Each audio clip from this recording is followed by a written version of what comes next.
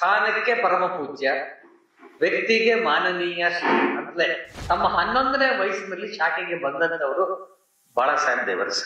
ದೇಶ ಅಂತಾರಾಷ್ಟ್ರೀಯ ಮಟ್ಟದಲ್ಲಿ, ರಾಷ್ಟ್ರೀಯ ಮಟ್ಟದಲ್ಲಿ, ಎಲ್ಲ ಮಟ್ಟದಲ್ಲೂ ಕೂಡ ಬಾಳಾ ಸಾಹೇಬರನ್ನು ಗುರುತಿಸಿದ್ದು ಹಾಗೆ. ಅತ್ಯಂತ ಯಶಸ್ವಿ ಅಂಡರ್ ಗ್ರೌಂಡ್ ಭೂಗತ ಚಳವಳಿ ಹೋರಾಟ ಮಾಡಿದ್ರು ಇಡೀ ದೇಶದಲ್ಲಿ ಯಾರು.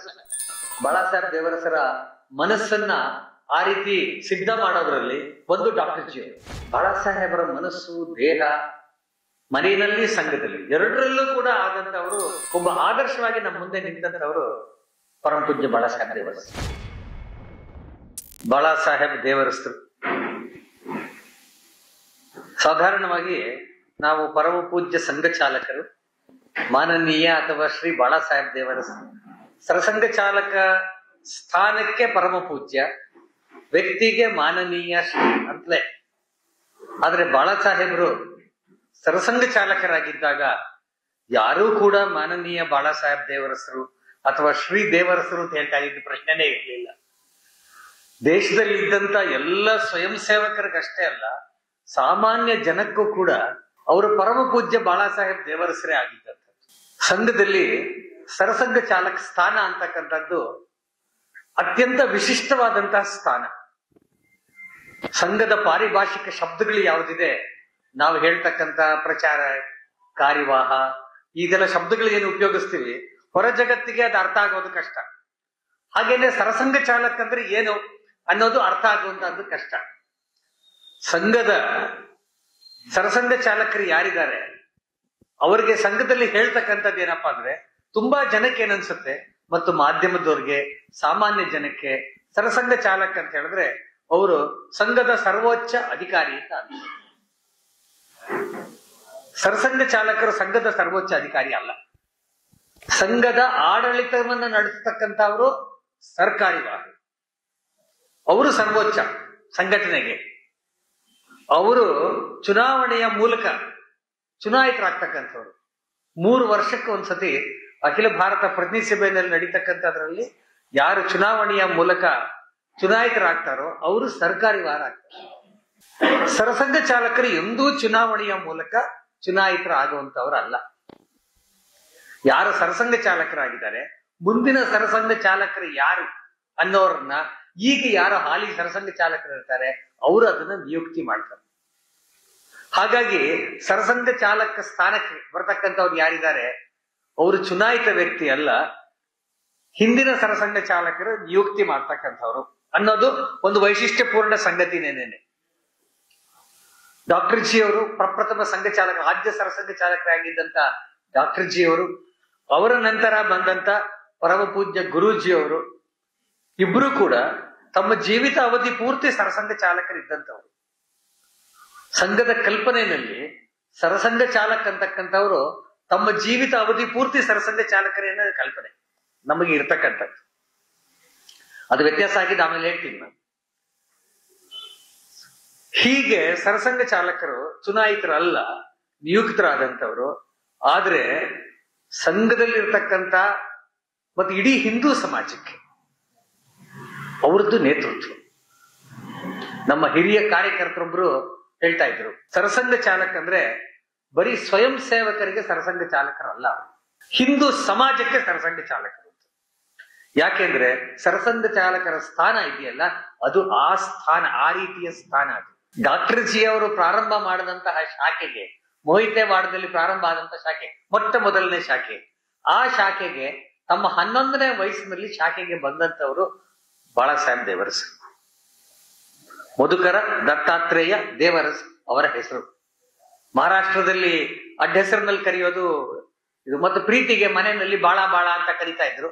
ಮನೆಯಲ್ಲಿ ಬಾಳ ಅಂತ ಕರಿತಾ ಇದ್ದಿದ್ದೇನೆ, ಹೊರಗಡೆ ಅವರ ಸ್ನೇಹಿತರು ಅವರನ್ನ ಬಾಳ ಅಂತ ಕರಿತಾ ಇದ್ರು. ಹಾಗೇನೇನೆ ಅದು ಬಾಳಾ ಸಾಹೇಬರಾಗಿದ್ರು ಸಂಘಕ್ಕೆ ಬಂದಾಗ. ಹಾಗೆ ಒಬ್ಬ ಸಾಮಾನ್ಯ ಬಾಲಕ ಶಾಖೆಗೆ ಬಂದಂತವರು ಡಾಕ್ಟರ್ ಜಿ ಅವರ ಗರಡಿನಲ್ಲಿ ಬೆಳೆದರು. ತಮ್ಮ 11ನೇ ವಯಸ್ಸಿನಿಂದ ನಿರಂತರವಾಗಿ ಬೆಳೆದಂತಿದ್ದಷ್ಟೇ ಅಲ್ಲ, ಸಂಘದ ಪ್ರತಿ ಹಂತದಲ್ಲೂ ಆದ. ನಾವು ಸೈನ್ಯದಲ್ಲಿ ನೋಡ್ತೀವಿ, ಸೈನ್ಯದಲ್ಲಿ ಯಾವುದೇ ವ್ಯಕ್ತಿ ಏಕ್ದಮ್ ಜನರಲ್ ಆಗಕ್ಕೆ ಸಾಧ್ಯ ಇಲ್ಲ, ಕರ್ನಲ್ಲೂ ಆಗಲ್ಲ. ಎಲ್ಲ ಲ್ಯಾಟರ್ ಎಂಟ್ರಿ ಇಲ್ಲ, ಮಧ್ಯದಲ್ಲೆಲ್ಲ ಇಲ್ಲ, ಡಬಲ್ ಪ್ರಮೋಷನ್ ಇಲ್ಲ, ಏನಿಲ್ಲ. ಯಾರು ಅಡ್ಮಿರಲ್ ಆಗಲ್ಲ, ಯಾರು ಏರ್ ಚೀಫ್ ಆಗಲ್ಲ. ಅವನು ಕೆಳಮಟ್ಟದ ಹಂತದ ಆಫೀಸರೇ ಆಗ್ಬೇಕು, ಅವನೇ ಜನರಲ್ ಆಗೋದು. ಅಂದ್ರೆ ಅಷ್ಟು ಅನುಭವ, ಅಷ್ಟು ತರಬೇತಿ ಮತ್ತು ಸೈನ್ಯದ ಒಳಗಡೆ ಆ ತಾಧ್ಯಾತ್ಮತೆ ಬೇಕಾಗುತ್ತೆ. ಇಲ್ಲದಿದ್ರೆ ಯಾರು ನಿಭಾಯಿಸಕ್ ಆಗಲ್ಲ ಸೈನ್ಯನ. ಬಾಳಾ ಸಾಹೇಬ್ರ ಜೀವನವೂ ಹಂಗೇನೆ. ಸಂಘದ ಒಬ್ಬ ಸಾಮಾನ್ಯ ಸ್ವಯಂ ಸೇವಕನಾಗಿ ಹೊರಟಂತವ್ರು ಆ ಮೊಯ್ತೇವಾಡೆ ಶಾಖದ ಘಟನಾಯಕರಾದ್ರು, ಗಣ ಶಿಕ್ಷಕರಾದ್ರು, ಮುಖ್ಯ ಶಿಕ್ಷಕರಾದ್ರು, ಶಾಖಾ ಕಾರ್ಯವಾರ ಆದ್ರು, ನಾಗ್ಪುರದ ಕಾರ್ಯವಾರ ಆದ್ರು, ನಾಗ್ಪುರದ ಪ್ರಾಂತ ಪ್ರಚಾರಕರಾದ್ರು, ಕ್ಷೇತ್ರದ ಪ್ರಚಾರಕರಾದ್ರು, ಪ್ರತಿ ಹಂತವೂ.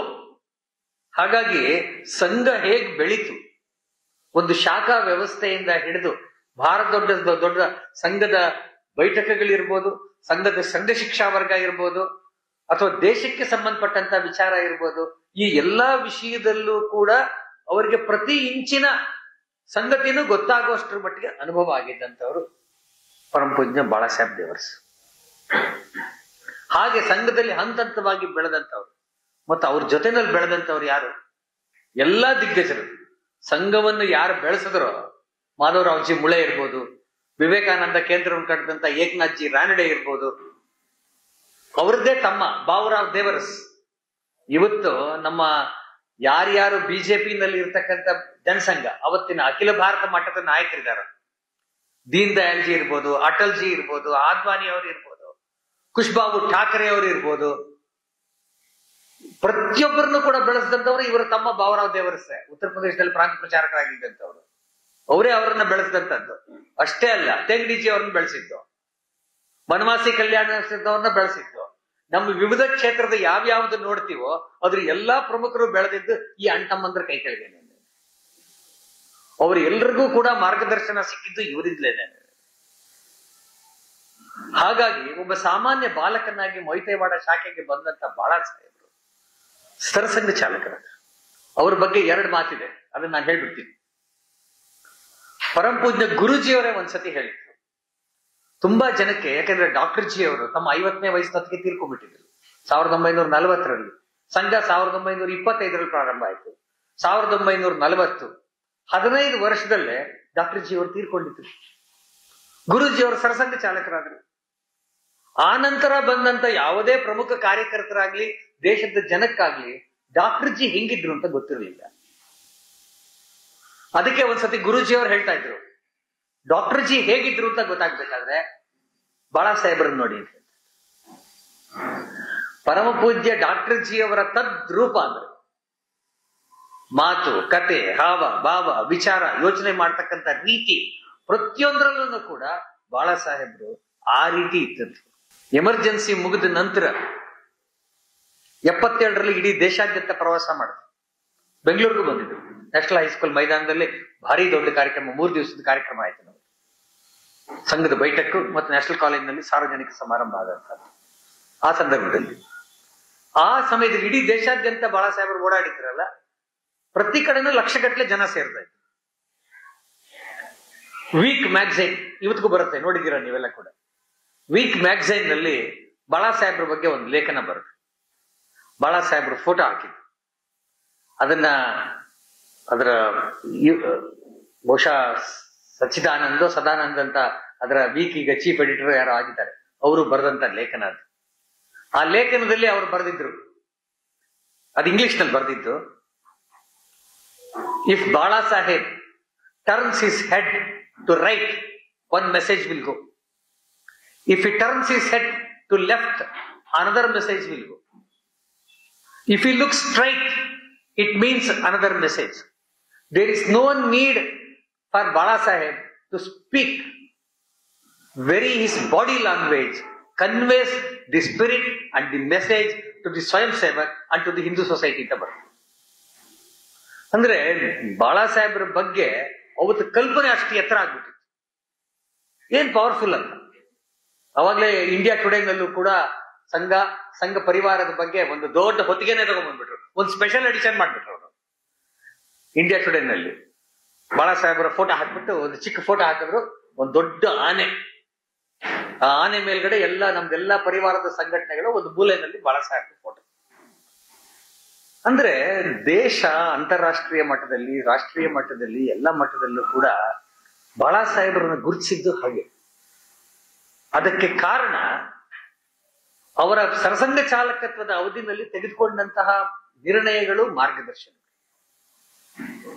1973ರಲ್ಲಿ ಪರಂಪೂಜ್ಯ ಗುರೂಜಿಯವರ ದೇಹಾವಸಾನ ಆಯ್ತು. ಗುರೂಜಿಯವರು ಪತ್ರದಲ್ಲಿ ಬರೆದಿಟ್ಟಿದ್ರು, ಬಾಳಾ ಸಾಹೇಬ್ ದೇವರಸರ ಸರಸಂಘ ಚಾಲಕರಂತ. ನಾನಾಗ್ಲೇ ಹೇಳಿದೆ ನಿಯುಕ್ತಿ ಅಂತ. ಹಂಗಾಗಿ ಸರಸಂಘ ಚಾಲಕರಾಗಿ ಬಾಳಾ ಸಾಹೇಬರ ನಿಯುಕ್ತಿ ಆದ್ರು. ಅಲ್ಲಿವರೆಗೂ ಬಾಳಾ ಸಾಹೇಬ್ರ ಹೆಸರು ತುಂಬಾ ಗೊತ್ತಿರಲಿಲ್ಲ. ಬಾಳಾ ಸಾಹೇಬರು ಸರ್ಕಾರವಾರ ಆಗಿದ್ರು, ಸಹಸರ್ಕಾರಿವಾರ ಆಗಿದ್ರು, ಸರ್ಕಾರಿ ವಾರ ಆಗಿದ್ರು. ಆದ್ರೆ ತುಂಬಾ ಸಂಘದ ಗೊತ್ತಿತ್ತು, ಸಾರ್ವಜನಿಕವಾಗಿ ಹೆಚ್ಚು ಪರಿಚಯ ಇರಲಿಲ್ಲ. ಆದ್ರೆ 1973ನೇ ಇಸ್ವಿಯಿಂದ 1994ನೇ ಇಸ್ವಿ ಅಖಿಲ ಭಾರತ ಪ್ರತಿನಿಧಿ ಸಭಾವರೆಗೂ ಕೂಡ 21 ವರ್ಷಗಳ ಕಾಲ ಸರಸಂಘ ಚಾಲಕರಾಗಿ ಇದ್ರು. ಗುರೂಜಿಯವರು 33 ವರ್ಷ ಆಯ್ತು, ಬಾಳಾ ಸಾಹೇಬರು 21 ವರ್ಷ ಆಯ್ತು. 1948ರಲ್ಲಿ ಮಹಾತ್ಮ ಗಾಂಧಿಯವರ ಹತ್ಯೆ 48ರಲ್ಲಿ ಏನಾಯ್ತು, ಮಹಾತ್ಮ ಗಾಂಧಿಯವರ ಹತ್ಯೆ ಆದ ನಂತರ ಇಡೀ ದೇಶಾದ್ಯಂತ ಸಂಘದ ಸ್ವಯಂ ಸೇವಕರ ಮನೆಗಳ ಮೇಲೆ ದಾಳಿ ನಡೀತು. ಅನೇಕ ನಮ್ಮ ಕಾರ್ಯಕರ್ತರಿಗೆ ಸಿಕ್ಕಾಪಟ್ಟೆ ಹೊಡೆದು ತೀರ್ಕೊಳ್ಳುವಂತ ಪ್ರಸಂಗ ಕೂಡ ನಿರ್ಮಾಣ ಆಯ್ತು. ದೆಹಲಿ ನಗರ ಸಂಘ ಚಾಲಕರು ಲಾಲಾ ಹಂಸರಾಜ್ ಗುಪ್ತಾ, ದೆಹಲಿ ಸಂಘ ಚಾಲಕರಾಗಿದ್ದಂತ ಲಾಲಾ ಹಂಸರಾಜ್ ಗುಪ್ತರ ಮನೆಗೆ ಬಾಗಿಲಿಗೆ ಬೆಂಕಿ ಹಾಕಿದಂತವ್ರು ಜಯಪ್ರಕಾಶ್ ನಾರಾಯಣ್. ಅಂತ ಜಯಪ್ರಕಾಶ್ ನಾರಾಯಣ್ ಅವರು ಸಂಘದೊಳಗೆ ಬಂದ್ಬಿಟ್ರು, ಸಂಘದ ಕ್ಯಾಂಪ್ಗೆ ಬಂದ್ರು, ಎಲ್ಲಾ ಕಡೆ ಬಂದ್ರು. 1 ವರ್ಷದ ನಂತರ ಪತ್ರಕರ್ತರು ಅವರನ್ನ ಪ್ರಶ್ನೆ ಕೇಳಿದಾಗ ಅವ್ರು ಹೇಳಿದ್ರು, ಸಂಘದ ಬಗ್ಗೆ ನನಗೆ ತುಂಬಾ ತಪ್ಪು ಕಲ್ಪನೆ ಇತ್ತು, ಈಗ ಅದೆಲ್ಲವೂ ಕೂಡ ಸರಿ ಹೋಗ್ಬಿಟ್ಟಿದೆ. ಈಗ ನೀವು ಸಂಘವನ್ನ ಕಮ್ಯುನಲ್ಲು ಅಂತ ಕರೆದ್ರೆ ನಾನು ಕಮ್ಯುನಲ್ಲು, ಸಂಘ ಕೆಟ್ಟದ್ದೋದ್ರೆ ನಾನು ಕೆಟ್ಟ. ಅಷ್ಟರ ಮಟ್ಟಿಗೆ ಸಂಘದ ಜೊತೆ ಒಳಗಡೆ ತಾಧ್ಯಾತ್ಮತೆಯನ್ನ ಜಯಪ್ರಕಾಶ್ ನಾರಾಯಣ್ ಹೇಳ್ದಂತದ್ದು. ಜಯಪ್ರಕಾಶ್ ನಾರಾಯಣ್ ಅವ್ರ ನೇತೃತ್ವ ಕೊಟ್ಟು ಅವರಿಗೆ ಬಲಗೈಯಾಗಿ ಇದ್ದಂಥವ್ರು ನಾನಾಜಿ ದೇಶ್ಮುಖ್. ನಾನಾಜಿ ದೇಶ್ಮುಖ್ ಸಂಘದ ಪ್ರಚಾರಕರು, ABVP ಇದ್ದಂಥವ್ರು. ಅವ್ರನ್ನ ನಂತರ ಭಾರತೀಯ ಜನಸಂಘಕ್ಕೆ ಅವರನ್ನ ಕೊಟ್ಟಿತ್ತು. ಅಲ್ಲಿ ಅವ್ರ ಜೊತೆನಲ್ಲಿ ನಿಂತು, ಅದು ಸಪರೇಟ್, ಅದು ಬೇರೆ ಹೋರಾಟ ಬಿಡಿ. ಆದ್ರೆ ಆ ಎಮರ್ಜೆನ್ಸಿ ಒಳಗಡೆ ನಿರ್ಣಯ ತೆಗೆದುಕೋಬೇಕಾಗಿತ್ತಲ್ಲ. ಒಟ್ಟಿಗೆ ಸೇರಿದಂತಹ ಕಾಂಗ್ರೆಸ್ ಒಂದು ಬಿಟ್ಟು ಇಂದಿರಾ ಕಾಂಗ್ರೆಸ್ ಇಬ್ಬಾಗ ಆಗಿತ್ತು. ಕಾಂಗ್ರೆಸ್ ಓ, ಕಾಂಗ್ರೆಸ್ ಐ. ಕಾಂಗ್ರೆಸ್ ಐ ಅಂದ್ರೆ ಇಂದಿರಾ ಕಾಂಗ್ರೆಸ್ ಓ ಅಂದ್ರೆ ಒರಿಜಿನಲ್ ಕಾಂಗ್ರೆಸ್. ಸೊ ಹಂಗಾಗಿ ನಿಜಲಿಂಗಪ್ಪ ಅವರೆಲ್ಲ ಇದ್ದಂತದ್ದು, ವೀರೇಂದ್ರ ಪಾಟೀಲ್ ಅವರೆಲ್ಲ ಇದ್ದಂತ, ಇಡೀ ದೇಶದಲ್ಲಿ ಇದ್ದಂತ ಅವರೆಲ್ಲ ಕೂಡ ಸೇರಿ ಹೋರಾಟ ಮಾಡ್ಬೇಕು ಅಂತ ಯೋಚನೆ ಮಾಡಿದ್ರು. ಹೋರಾಟ ಮಾಡ್ಬೇಕು ಅಂತ ಯೋಚನೆ ಮಾಡಿದಾಗ ಅವ್ರು ಎಲ್ಲರ ಮುಂದೆ ಬಂದಂತ ಪ್ರಶ್ನೆ ಒಂದೇ, ಎಲ್ಲ ಪಕ್ಷಗಳಲ್ಲೂ ನಾವು ನಾಯಕರಿದ್ದೀವಿ, ಆದ್ರೆ ಯಾವ ಪಕ್ಷದಲ್ಲೂ ಹಿಂಬಾಲಕರಿಲ್ಲ, ಕಾರ್ಯಕರ್ತರಿಲ್ಲ. ಇಡೀ ದೇಶಾದ್ಯಂತ ಇಂದಿರಾ ಗಾಂಧಿ ಅವ್ರಿಗಾದ್ರೆ ಇಂದಿರಾ ಗಾಂಧಿ ಪ್ರೈಮ್ ಮಿನಿಸ್ಟರ್, ಸರ್ಕಾರ ಇದೆ, ಸೈನ್ಯ ಇದೆ, ಪೊಲೀಸ್ ಇದೆ, ಎಲ್ಲವೂ ಇದೆ. ಅದರ ವಿರುದ್ಧ ಹೋರಾಟ ಮಾಡ್ಬೇಕಾದ್ರೆ ನಮ್ಮ ಸಂಘಟನೆಯೇ ಇಲ್ಲ, ಬರೀ ನಾಯಕರಿದ್ದಾರೆ ಅಷ್ಟೇ, ಮತ್ತೆ ಎಲ್ರಿಗೂ ವಯಸ್ಸಾದಂತ ನಾಯಕರು. ಈ ಪ್ರಶ್ನೆ ಬಂದಾಗ ನಾನಾಜಿಯವರು ಅದನ್ನು ಪರಿಹರಿಸಿದ್ರು. ನಾನಾಜಿಯವರು ಅದನ್ನು ಪರಿಹರಿಸಕ್ಕಿಂತ ಮುಂಚೆ ಸರಸಂಘ ಚಾಲಕರ ಜೊತೆನೂ ಕನ್ಸಲ್ಟ್ ಮಾಡಿದ್ರು. ಹಂಗಾಗಿ ಬಾಳಾ ಸಾಹೇಬರು ಹೇಳಿದ್ದೇನು, ಸಂಘ ಇದರಲ್ಲಿ ಇನ್ವಾಲ್ವ್ ಆಗಲ್ಲ, ಆದ್ರೆ ಸ್ವಯಂ ಸೇವಕ್ ದೇಶಕ್ಕೆ ಆಪತ್ತು ಬಂದಿರತಕ್ಕಂಥ ಸಂದರ್ಭದಲ್ಲಿ ಅವನು ಆ ಆಪತ್ತನ್ನ ನಿವಾರಣೆ ಮಾಡೋದ್ರಲ್ಲಿ ಸಕ್ರಿಯರಾಗಬೇಕು ಅಂತಕ್ಕಂಥದ್ದನ್ನ ಹೇಳಿದ್ರು. ಎಲ್ಲ ಕ್ಷೇತ್ರ ಪ್ರಚಾರಕರ ಜೊತೆ ಮಾತನಾಡಿದಾಗಲೂ ಇದೇ ಅವರ ಸೂಚನೆ ಕೊಟ್ಟಂತದ್ದು. ಹಾಗಾಗಿ ದೇಶಾದ್ಯಂತ ಸಂಘದ ಸಂಘಟನೆ ಏನಿತ್ತು ಅದರ ಬೆಂಬಲ ಸ್ವಯಂ ಸೇವಕರು ಯಾರಿದ್ರು ಅವರೆಲ್ಲರೂ. ಮತ್ತು ಬಹಳ ಚೆನ್ನಾಗಿದೆ, ಒಬ್ಬ ಪತ್ರಿಕಾಕರದ ಹೇಳಿದಂಥದ್ದು, ಸಂಘ ಯಾವ ರೀತಿ ಸ್ವಯಂ ಸೇವಕರನ್ನ ತಯಾರು ಮಾಡಿದೆ ಅಂತ ಹೇಳಿದ್ರೆ, ಸಂಘದ ಶಾಖೆನಲ್ಲಿ ನಾವು ಕಬಡ್ಡಿ ಹೇಳ್ಕೊಡ್ತೀವಿ, ಆಟ ಆಡೋದು ಹೇಳ್ಕೊಡ್ತೀವಿ, ನದಿ ದಡ ಹೇಳ್ಕೊಡ್ತೀವಿ, ಹೌದಾನೆ, ಅಂತದ್ದನ್ನೇ ಹೇಳ್ಕೊಡೋದು. ನೀವು ಗುಪ್ತವಾಗಿ ಕೆಲಸ ಮಾಡೋದನ್ನ ಹೇಳ್ಕೊಡಲ್ಲ, ಸಂಘದಲ್ಲಿ ಅಂಡರ್ ಗ್ರೌಂಡ್ ಹೋಗೋದನ್ನ ಹೇಳ್ಕೊಡಲ್ಲ, ಹೌದಾನೆ. ಇಂಥ ಯಾವ ಹೋರಾಟವೂ ನಾವು ಹೇಳ್ಕೊಟ್ಟಿಲ್ಲ. ಆದ್ರೆ ಅತ್ಯಂತ ಯಶಸ್ವಿ ಅಂಡರ್ ಗ್ರೌಂಡ್ ಭೂಗತ ಚಳವಳಿ ಹೋರಾಟ ಮಾಡಿದ್ದು ಇಡೀ ದೇಶದಲ್ಲಿ ಯಾರಾದ್ರೂ ಸಂಘ. ಕಾಡ್ತಾ ಇದ್ದಂತ ಪ್ರಶ್ನೆ ಅವ್ರಿಗೆ, ಹಿಂದೂ ಸಮಾಜ ಸರಿ ಹೋಗ್ಬೇಕಾದ್ರೆ ಈ ಜಾತಿಯ ಪ್ರಶ್ನೆ ಇತ್ತು. ಹಾಗಾಗಿ ಸಂಘದ ಮಾರ್ಗದಲ್ಲಿ ನಡೆದಾಗ ಮಾತ್ರ ಈ ಜಾತಿ ಭೇದಗಳನ್ನ ಮರೆತು ನಾವು ದೇಶಕ್ಕೋಸ್ಕರ ಕೆಲಸ ಮಾಡಬಹುದು ಅನ್ನೋದು ಸ್ಪಷ್ಟ ಆಗಿತ್ತು.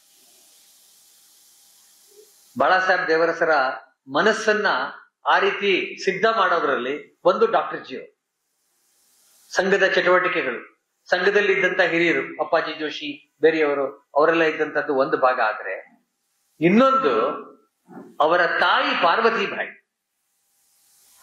ಅವ್ರಿಗೆ ಬಹಿಣಾಬಾಯಿ ಅಂತಲೂ ಕೂಡ ಕರಿತಾ ಇದ್ರು ಅವರು. ಅವರ ತಂದೆಯವರು ಅತ್ಯಂತ ಕಠೋರ ಕರ್ಮಠ ಬ್ರಾಹ್ಮಣ. ಅವರು ಮನೆಯಲ್ಲೆಲ್ಲ ಕೂಡ ಪೂಜೆ ಪುರಸ್ಕಾರ ಬಹಳ ಇದು ಮಡಿ ಈ ತರದ್ದೆಲ್ಲ ಕೂಡ. ಆದ್ರೆ ತಾಯಿ ಅಷ್ಟೇ ಉದಾರತೆಯಿಂದ ಮನೆಗೆ ಯಾರು ಬಂದ್ರು ಕೂಡ ಅವ್ರು ಎಲ್ಲರನ್ನೂ ಸಮಾನವಾಗಿ ಕಾಣ್ತಾ ಆ ದಿಕ್ಕಿನಲ್ಲಿ ತಮ್ಮ ಮಕ್ಕಳು ಬೆಳೆಯೋಂಗೆ ನೋಡ್ಕೊಟ್ರು. ನಾವು ತುಂಬಾ ಸತಿ ನೋಡ್ತೀವಿ ನಮ್ಮ ದೇಶದ ಎಲ್ಲಾ ಮಹಾಪುರುಷರು ಯಾರಿದ್ದಾರೆ ಅವ್ರೆಲ್ಲರೂ ಕೂಡ ಆ ಸ್ಥಾನ ಮುಟ್ಟಕ್ಕೆ ಅವರ ತಾಯಂದ್ರೆ ಕಾರಣ. ಬಹಳ ಸ್ಪಷ್ಟ. ಯಾವ ಮಹಾಪುರುಷರ ಜೀವನ ಓದಿದ್ರು ಕೂಡ ನಮಗೆ ಸ್ಪಷ್ಟವಾಗಿ ಅರ್ಥವಾಗ್ತಕ್ಕಂಥದ್ದು ಹಂಗೇನಿದೆ. ಶಾಖೆಯಿಂದ ತಮ್ಮ ಮನೆಗೆ ಬಾಳಾ ಸಾಹೇಬ್ರು ತಮ್ಮ ಚಿಕ್ಕ ವಯಸ್ಸಲ್ಲೇ 11ನೇ ವಯಸ್ಸಿನಲ್ಲೇನೆ ಜೊತೆಲಿ ಆಡ್ತಾ ಇದ್ದಂತ 5-6 ಜನ ಹುಡುಗರನ್ನ ಊಟಕ್ಕೆ ಕರ್ಕೊಂಡ್ಬಂದ್ರು. ಅವ್ರ ಅಮ್ಮಂಗೆ ಹೇಳಿದ್ರು, ನನಗೆಲ್ಲಿ ಊಟ ಹಾಕ್ತೀಯೋ ಅಲ್ಲೇ ಅವ್ರಿಗೂ ಊಟ ಹಾಕು. ಅಂದ್ರೆ ಅವ್ರ ಮನೆ ಅಡಿಗೆ ಮನೇಲಿ ಕೂಡ್ಸೇ ಊಟ ಹಾಕ್ಬೇಕು. ಅವ್ರ ತಾಯಿ ಹಾಕಿದ್ರು. ಹಿಂಗೆ ರೂಪುಗೊಂಡಿದ್ದು ಬಾಳಾ ಸಾಹೇಬರ ಮನಸ್ಸು, ದೇಹ, ಮನೆಯಲ್ಲಿ ಸಂಘದಲ್ಲಿ ಎರಡರಲ್ಲೂ ಕೂಡ ಆದಂತವರು. ಹಾಗಾಗಿ ಅವ್ರ ಮನಸ್ಸಿನಲ್ಲಿ ಬಹಳ ಇತ್ತದು. ಹೀಗೆ ತಮ್ಮ ಜೀವನ ಪೂರ್ತಿ ಡಾಕ್ಟರ್ ಜಿ ಅವರು ಹಾಕೊಟ್ಟಂತಹ ಒಂದು ಮಾರ್ಗದರ್ಶನ ಏನಿತ್ತು ಅದಕ್ಕೆ ತಕ್ಕಂಗೆ ತಮ್ಮ ಜೀವನವನ್ನ ರೂಪಿಸ್ಕೊಂಡು ಒಬ್ಬ ಆದರ್ಶವಾಗಿ ನಮ್ಮ ಮುಂದೆ ನಿಂತಂತವರು ಪರಮ ಪೂಜ್ಯ ಬಾಳಾ ಸಾಹೇಬ್ ದೇವರ್ಸ್. ಅವರ ಪುಸ್ತಕ ಬಿಡುಗಡೆ ಆಗಿದೆ. ಆ ಪುಸ್ತಕದಲ್ಲಿ ಇರ್ತಕ್ಕಂಥ ಕೆಲವು ಸಂಗತಿಗಳನ್ನು ಓದಿ ನನ್ನ ಮಾತನ್ನ ನಾನು ಮುಗಿಸ್ಬಿಡ್ತೀನಿ. ಬಾಳಾ ಸಾಹೇಬ್ರನ್ನ ನೋಡಿದಾಗ ಅನೇಕ ಸತಿ ನಮ್ಗೆ ಅನ್ನಿಸ್ತಾ ಇದ್ದಿದ್ದು ಬಹಳ ಕಠೋರ ಅಂತ. ಯಾಕಂದ್ರೆ ಬಾಳಾ ಸಾಹೇಬ್ರನ್ನ ನಗ್ತಾ ಇದ್ದಿದ್ದು ಬಹಳ ಕಡಿಮೆ. ಯಾವಾಗ್ಲೂ ಅವರ ಫೋಟೋಗಳನ್ನು ನಾವು ನೋಡಿದ್ರೆ ಗೊತ್ತಾಗತ್ತೆ ಗಂಭೀರವಾಗಿರ್ತಾ ಇದ್ದಂತ ಮುಖ. ಹಂಗಾಗಿ ಅನೇಕ ಸತಿ ನಮಗನ್ಸುತ್ತೆ ಅವರು ತುಂಬಾ ಕಠೋರತೆ, ಹಂಗಾಗಿ ಅನುಶಾಸನದ ಕಠೋರತೆ ಹಂಗೆ ಅಂತ ಅನಿಸ್ತಾ ಇತ್ತು. ನಿಜ, ಅನುಶಾಸನದ ಕಠೋರತೆನೇ ಇರ್ತಾ ಇತ್ತು ಅವ್ರದ್ದು. ಆದ್ರೆ ಅಷ್ಟೇ ಮಾತೃ ಹೃದಯ ಅವ್ರದ್ದಿದ್ದು. ಅನುಶಾಸನದ ಕಠೋರತೆಗೆ ಇಲ್ಲೊಂದು ಗಟ್ಟೆ ಬಂದಿದೆ. ಮಹಾತ್ಮ ಗಾಂಧಿ ಅವರ ಹತ್ಯೆ ಆದ ನಂತರ ನಾಗ್ಪುರದಲ್ಲಿ ಅನೇಕ ಜನ ಕಾಂಗ್ರೆಸ್ಸಿನ ಮಂದಿ ಸಂಘದ ಸ್ವಯಂ ಸೇವಕರು ಮತ್ತು ಸಂಘದ ವಿರುದ್ಧ ದಂಗೆ ಇಟ್ಟಿದ್ರು, ಹಾನಿ ಮಾಡಿದ್ರು, ಅಪಾರ ಹಾನಿ ಮಾಡಿದ್ರು. ಅಷ್ಟೇ ಅಲ್ಲ, ಇವತ್ತು ರೇಷಂಬಾಗ್ ಸ್ಥಾನದಲ್ಲಿ ಡಾಕ್ಟರ್ ಜಿ ಅವರ ಸಮಾಧಿ ಏನಿದೆ, ಮುಂಚೆ ಅದೊಂದು ಸಣ್ಣ ಸಮಾಧಿ ಇತ್ತು. ಆ ಸಮಾಧಿನ ಒಡೆದಾಕ್ಬಿಟ್ಟಿದ್ರು ಡಾಕ್ಟರ್ ಜಿ ಅವರದಲ್ಲಿ. ಅದಾದ ನಂತರ ಈ ಗಲಾಟೆ ಎಲ್ಲವೂ ಶಾಂತವಾದ ನಂತರ ಅನೇಕ ಕಾಂಗ್ರೆಸ್ನವ್ರಿಗೆ ಅನ್ನಿಸ್ತು, ಲೀಡರ್ಸ್ಗೆ, ಅವರ ಪ್ರಮುಖರು ಯಾರಿದ್ರು ಅವ್ರಿಗೆ, ನಾವು ತಪ್ಪು ಮಾಡಿದೀವಿ ಅಂತ ಅನ್ನಿಸ್ತು. ಯಾಕೆಂದ್ರೆ 10 ವರ್ಷಗಳ ಕಾಲ ಕಾಂಗ್ರೆಸ್ನಲ್ಲೇ ಇದ್ದಂಥವ್ರು ಡಾಕ್ಟರ್ ಜಿ ಅವರು, ಮಹಾತ್ಮ ಗಾಂಧಿ ಅವರಿಂದ ಹಿಡಿದು ಎಲ್ರಿಗೂ ಬೇಕಾಗಿದ್ದಂಥವ್ರು, ಅವ್ರದ್ದನ್ನ ನಾವು ಹೊಡೆದಾಕ್ಬಿಟ್ವಲ್ಲ. ಅದಕ್ಕೋಸ್ಕರ ಅವರು ಬಾಳಾ ಸಾಹೇಬ್ರ ಹತ್ರ ಬಂದು ಹೇಳಿದ್ರು.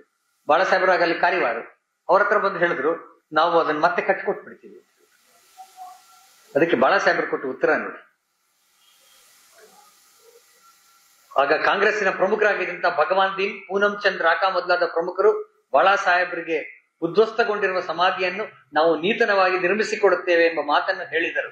ಆದರೆ ಅವರ ಕನಸು ಮನಸ್ಸಿನಲ್ಲೂ ಎಣಿಸಲಾರದಂತಹ ಉತ್ತರವನ್ನು ಬಾಳಾ ಸಾಹೇಬ್ರು ಅವರಿಗೆ ಕೊಟ್ಟರು. ಆ ಸಮಾಧಿಯನ್ನು ಮುಟ್ಟುವ ಮೊದಲು ಈಗ ಸೆರೆಮನಿಯಲ್ಲಿ ಇರುವ ಗುರೂಜಿಯವರ ಅನುಮತಿಯನ್ನು ನೀವು ಲಿಖಿತವಾಗಿ ಪಡೆಯಬೇಕು. ನಾನು ಅನುಮತಿ ಕೊಡ್ತೀನಿ ಅಂತ ಹೇಳಿಲ್ಲ. ಸರಸಂಘ ಚಾಲಕರ ಗುರೂಜಿಯವರು ತಾನೆ. ನೀವು ಗುರೂಜಿಯವರ ಅನುಮತಿ ತೆಗೆದುಕೊಳ್ಳಿ, ಅನಂತರವಷ್ಟೇ ಅದರ ಪುನರ್ ನಿರ್ಮಾಣದ ಯೋಜನೆ ಮಾಡಿ. ಒಂದು ವೇಳೆ ಅದರ ಹೊರತಾಗಿಯೂ ಅದನ್ನು ಪುನರ್ ನಿರ್ಮಿಸುವ ದುಸ್ಸಾಹಸಕ್ಕೆ ಇಳಿದರೆ ಅದನ್ನು ತಡೆಯುವುದರಲ್ಲಿ ಸ್ವತಃ ನಾನೇ ಮೊದಲನೇನಾಗುತ್ತೇನೆ. ಅವರ ಈ ಉತ್ತರ ಕೇಳಿ ತಣ್ಣಗಾಗ್ಬಿಟ್ರು. ಆಮೇಲೆ ಗುರೂಜಿ ಅವರಿಗೆ ಕೇಳಿದ್ರು, ಆದ್ರೆ ಗುರೂಜಿ ಅವರು ಹೇಳಿದ್ರು, ನಾವೇ ನಿರ್ಮಾಣ ಮಾಡ್ತೀವಿ, ನಿಮ್ದು ಸಹಯೋಗ ಇರಲಿ ಅಷ್ಟೇ ಸಾಕು ಅಂತ ಹೇಳಿ ಅದು ಇವತ್ತು ನೋಡಿರ್ತಕ್ಕಂಥ ಭವ್ಯ ಮಂದಿರ ನಿರ್ಮಾಣ ಆದಂತದ್ದು. ಆ ನಂತರ ನಿರ್ಮಾಣ ಆದಂತ ಸಂಗತಿ.